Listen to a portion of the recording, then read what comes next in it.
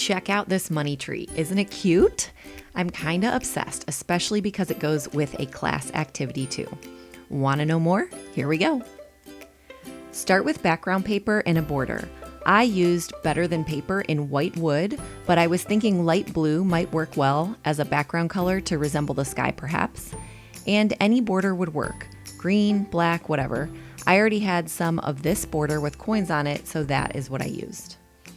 And this is a random side note, but I woke up the other day thinking about how bulletin board paper is kind of like a fitted sheet. It doesn't usually fit right the first time, so you go back and you redo a corner or two. And that is where push pins are helpful with bulletin boards. Pin along the top, smooth it down, pin along the sides and bottom. If it's not laying flat, move the pins, flatten sections, and repin before you do the more permanent staple. You can also cut off excess by going right along the edge of the board with a utility knife. And another side note here, this tree can be done on a traditional bulletin board with staples or on a cinder block wall with hot glue. I have done both in the past and they both work. Okay, for the trunk, I used brown paper grocery bags. I tore the bag into strips, crumpled them up, and stapled them to the bulletin board to resemble a tree trunk and limbs. It doesn't have to be perfect, just crumple and staple over and over.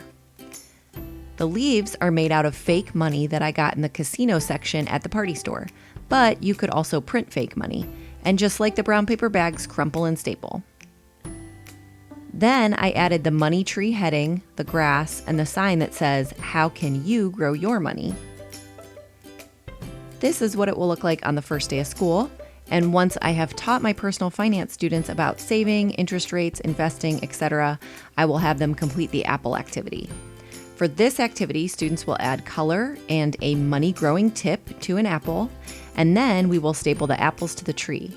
And after the apples have been added, students will explore their classmates' tips and record their top 3. I was also thinking that this would be a great way to create buzz around a personal finance class. Perhaps you could put this on a bulletin board in the hallway or lunchroom and add info about how to sign up for your class. And if you don't already have it, check out the Recruitment flyer template. It's free and I'll link it below. Also linked below are the bulletin board decor and student activity materials for this money tree. So there you go. That is how you can set up a money tree, which is not only cute, but purposeful in teaching students personal finance. By the way, if you make a money tree, please tag me in the pictures of it. I would love to see how it turns out.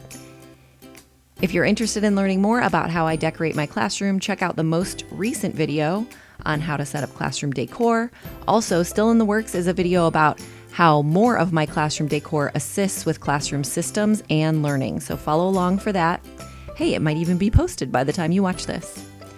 And if you want to learn even more tips and see resources in action, check out my other videos here on YouTube and/or follow along on Instagram or Facebook if you're into that kind of thing. As always, thanks for watching.